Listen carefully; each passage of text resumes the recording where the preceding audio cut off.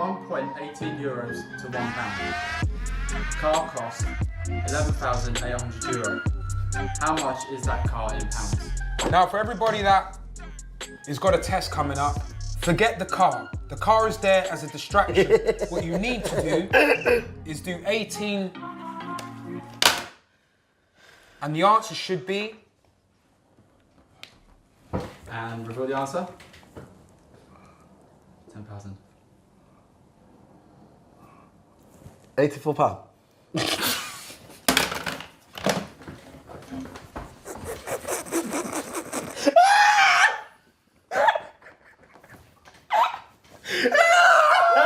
You're thinking, you're joking. I guessed. I'm a no, bro.